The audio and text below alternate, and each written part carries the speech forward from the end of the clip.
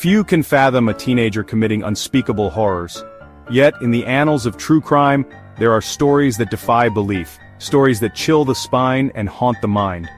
One such story is that of Karol Kot, a name that still sends shivers down the spines of those who remember.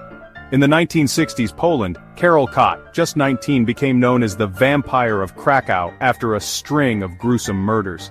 His reign of terror began in the quiet streets of Krakow, a city known for its rich history and cultural heritage.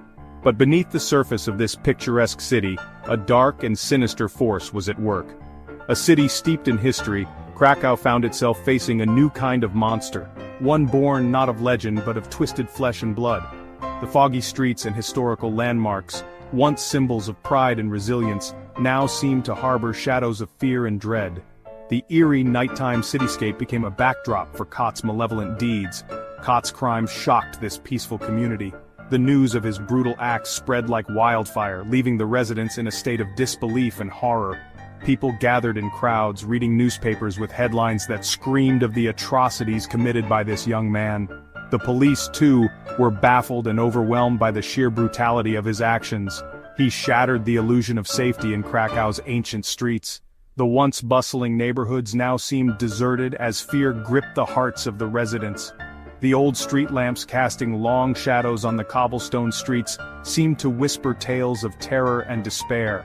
The sense of security that once enveloped the city was now replaced by an overwhelming sense of vulnerability.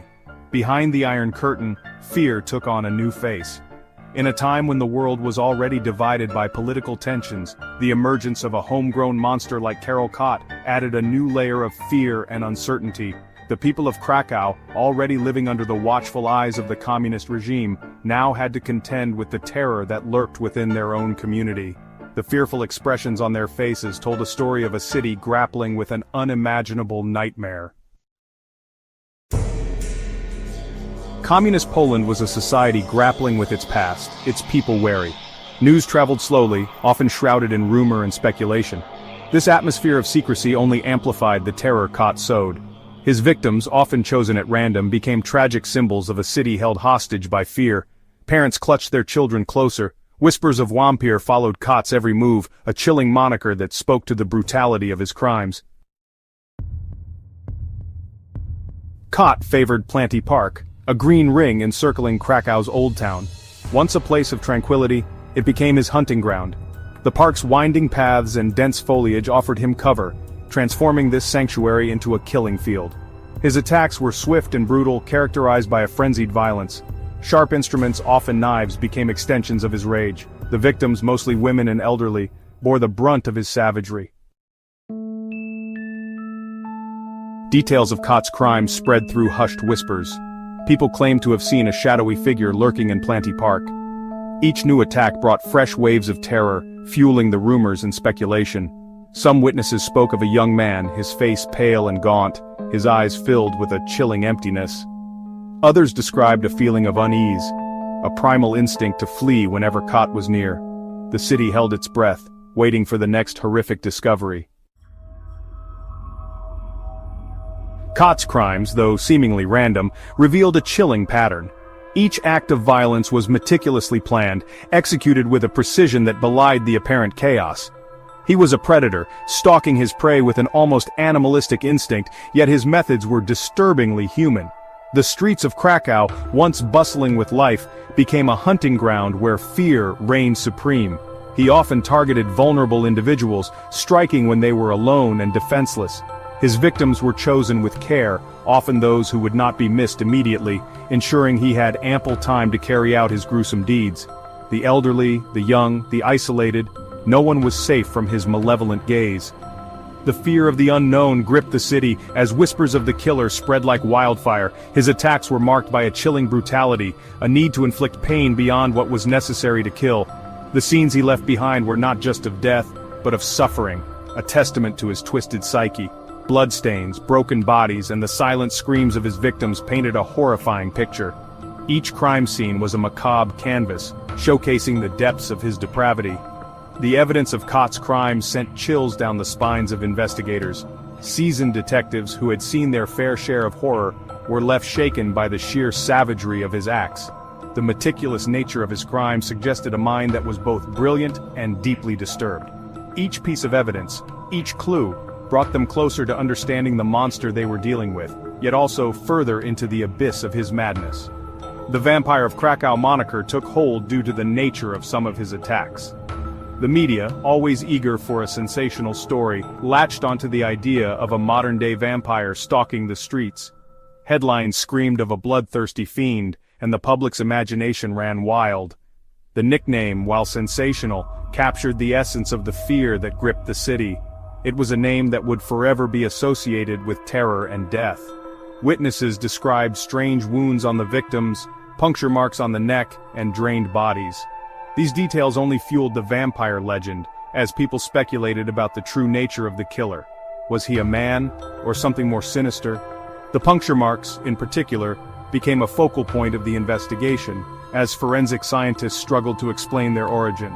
The drained bodies suggested a methodical approach, a deliberate act meant to instill fear and confusion. While later investigations disproved the vampiric connection, the name stuck, forever linking Kot to the macabre.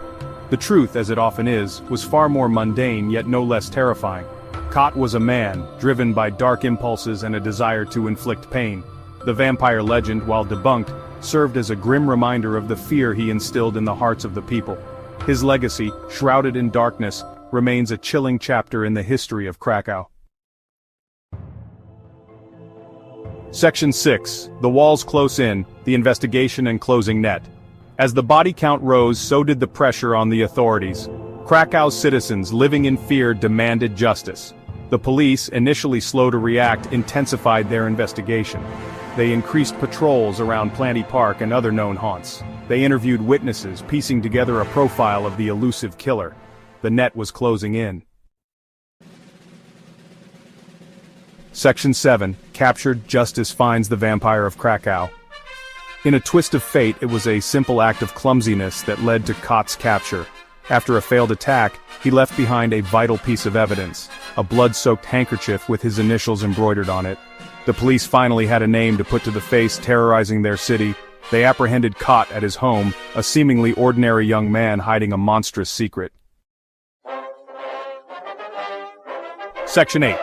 The trial and sentence. No remorse, no mercy. The trial of Karol Kot was a media sensation. People across Poland were captivated by the story of the Vampire of Krakow.